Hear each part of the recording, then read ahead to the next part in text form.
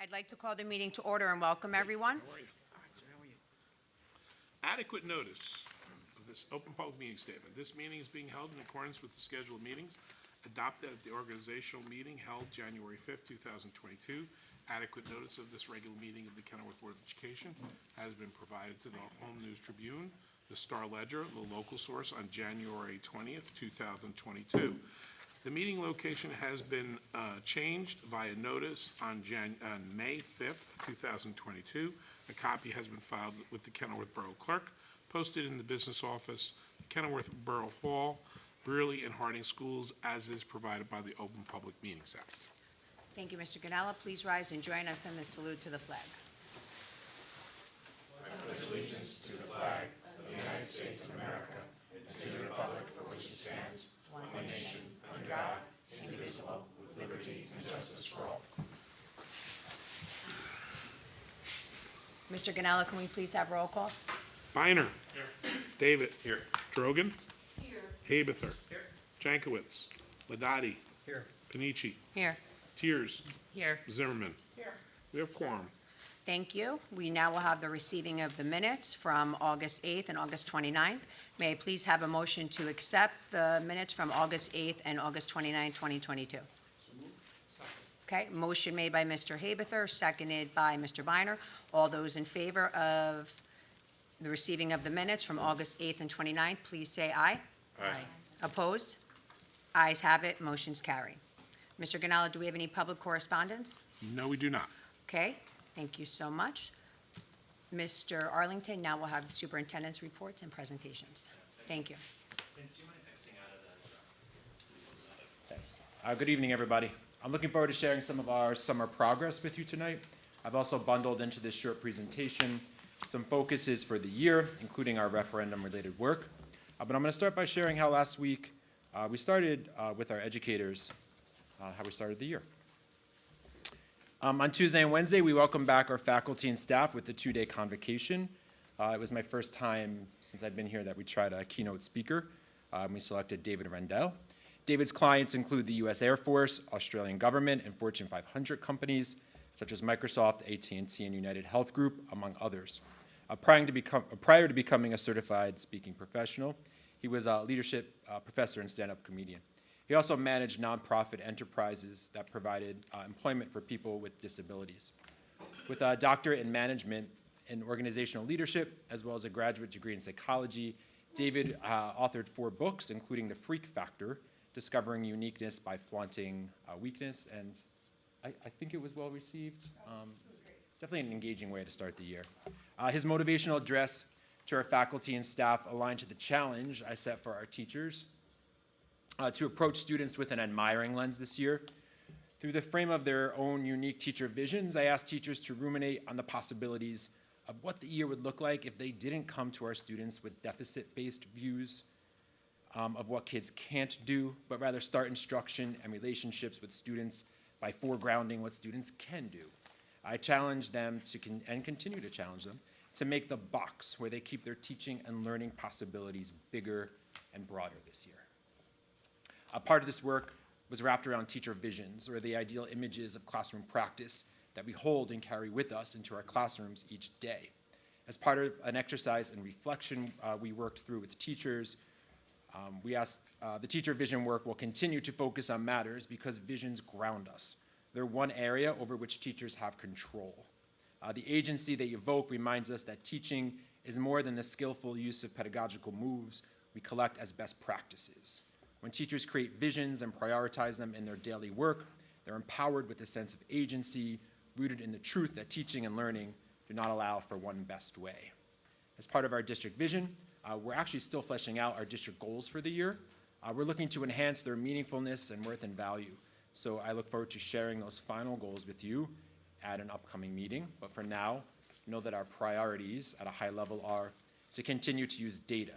This is work we really started in a serious way last year that will deepen this year. Also, throughout the pandemic, as a leadership team, we witnessed firsthand the ways teachers adapted and modified instruction in new and technologically innovative ways. We've also seen firsthand, as well as through being in conversation with teachers, the way student engagement has changed how it's waned, how it takes more energy to cognitively engage students and more time that needs to be spent teaching students how to self-regulate, maybe because of the pandemic. And so our priority work involves supporting teachers in reimagining student engagement, not merely like on-task engagement behavior, but real, authentic cognitive engagement. Finally, over the next few weeks, we'll continue to focus time and effort on passing our October 6th referendum. On Thursday, students came back to some significant enhancements that hallmark the promise and progress of a new school year. Some highlights: continued partnership with Rutgers, UBHC, and Tri-County, a student assistance counselor to work with those students who have significant social emotional needs, as well as substance abuse concerns, a renovated technology media center. I have some pictures of it for you, but if you haven't checked it out in person, it's kind of amazing. I suggest you do. New Promethean boards throughout Harding, and the beginning of an implementation plan to phase in new technology at Burley, and a good deal of additional progress efforts across our buildings as outlined here. This isn't a comprehensive list, but rather just a sampling of the good work we completed, and that was completed by the leadership team, the technology department, and the buildings and grounds crew. While I only chose to verbally mention a few here, I want to lift out a couple to share more information. Our buildings and grounds crew did a yeoman's job this summer, completing a variety of indoor and outdoor projects. Significant painting work was completed across the district. The team was instrumental in the design of Burley STEM Center, along with Harding's renovated all-purpose room. I have a few photos included here to show the befores and afters of some select projects, right? Just a few. Here's Harding stage mid-demo. This is the finished product. It's tremendous. Here's a before of the renovation of Burley's Media Center. Here's the space mid-project before putting the finishing touches on. This is the finished product. It's divided into 3 spaces: the STEM area and robotics arena, the book nook, which houses the stacks, and an esports arena. I got to see some kids when they were putting the robot arena together, and to say they were excited would be an understatement. 3D printers finally at Burley in their installation. And alas, lest you think the written word is dead, books. Finally, you'll also see here one of Burley's repainted classrooms. We also had the opportunity to outfit a few classrooms with more flexible furniture. Actually, it's the first few rooms when you come in if you want to check them out. Tables rather than desks for collaboration. The furniture is mobile and multifunctional. We hope to continue to be able to upgrade additional spaces and use this as a setup, sort of as an example of a classroom environment model. At the intersection of technology and curriculum and instruction, we'll be using Renaissance STAR and Freckle assessment systems rather than MAP and Study Island as part of our continued focus on data-driven instruction. The esports lab and music production lab allow for the integration of technology, not only in value additive ways, but as like a way to redefine learning. So in these courses, right, technology is not added on, but it's the essence of the enterprise. It couldn't happen without the technology we have in there. And as I shared with the curriculum committee last month, and also in the spring, we have several refreshed electives and revised curricular pathways for students. At Harding, the tech team and the B&G crew installed 45, I believe, new Promethean boards this summer. The boards are a newer, more upgraded technology source and replace the school's aging smart boards. As I mentioned earlier, over the next few meetings, I'll report out on the ways we've made our district and school goals more actionable. In October, I'll also share our New Jersey student learning assessment scores from the spring. However, between now and then, or now and the start of the next month, we'll continue to expend our energies on the October 6th referendum vote, which will take place at Burley between 2 and 8. Some highlights over the next few weeks include Sweetland meet and greet this Friday, followed by a virtual town hall, which will provide interested residents with the opportunity not only to ask questions of my team and me, but our architects, bond counsel, financial advisors also. In addition to using electronic and social media postings, we've leveraged print media to advertise these events, including Kenilworth Life, Local Source, and Tap Into. And in case you missed it, a series of informational videos are now live and can be found in a bunch of different places where we put them, Facebook, our website, in your inboxes. Also, a townwide mailing, I think arrived in your mailbox sometime last week, and we're working on a few more like written pieces over the next few days. With all this communication before the public, I look forward to the community's participation in our October 6th vote. But before we move on, Madam President, I'm happy to take questions. Anyone have questions for Mr. Arlington?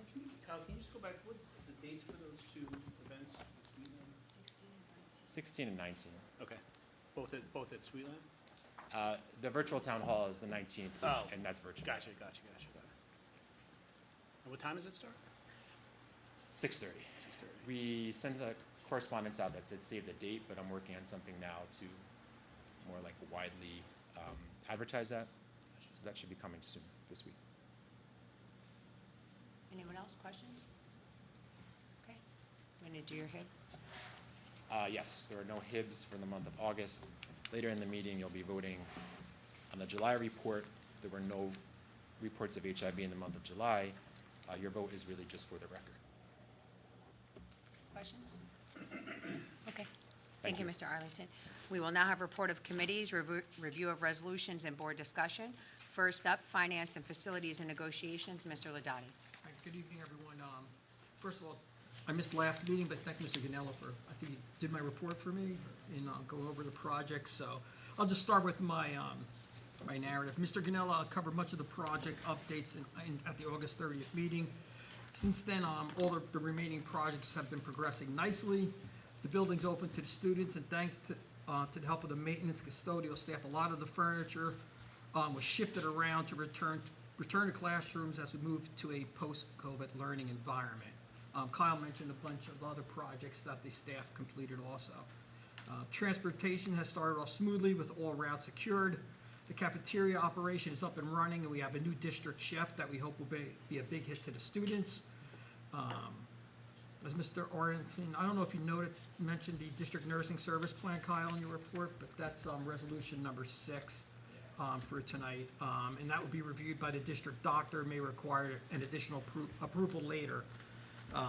As for resolutions, the billing and the financials, for the billing and financial reports in resolution, I reviewed each and found them to be proper.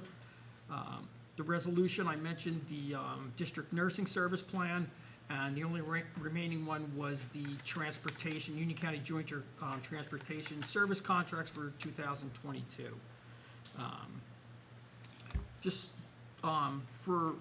Real quick on the referendum, the Finance Committee spent pretty close to 2 years revising the plan, the renovations, looking at the additions to the district. As a committee, we confirmed that the improvements to the facility are not only needed for the safety of the students, staff, and visitors, but will also enhance the education of each child. As such, the committee hopes the residents of Kenilworth will vote yes on the referendum. Could I just jump into negotiations? We had our first meeting via Zoom in August. There's not a lot to report. We just wanted to set the framework, review potential sidebars, exchange ideas so that we can move to the next step in negotiations. We are still quite a way away from contract talks, though. So that's it. Okay, questions for Mr. Ladati? No? Okay. Thank you, Mr. Ladati. Next up, Personnel and Management, Mr. Haberthorn. Thank you. There's 5 resolutions tonight. Resolution number 7 is the acceptance of resignation for a school counselor. Resolution number 8 is the extended leave of absence request.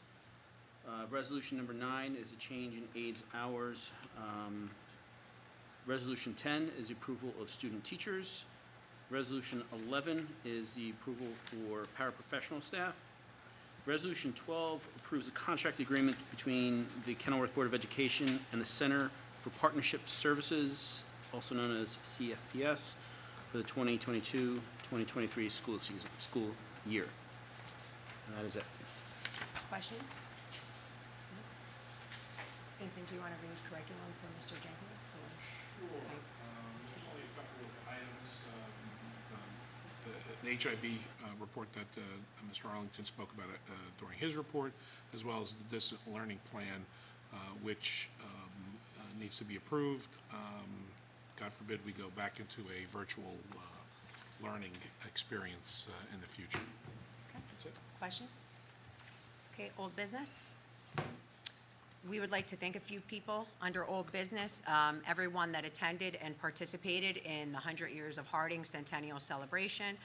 We would also like to recognize and extend a special thank you to all the people that helped in planning and running the celebration, which includes teachers, parents, leadership teams, volunteer students, PTO, board members, our communications team, the Kenilworth EEA, DJ Frankie Gravato, Walter Bowright, our guest speaker, our buildings and grounds team, secretarial staff,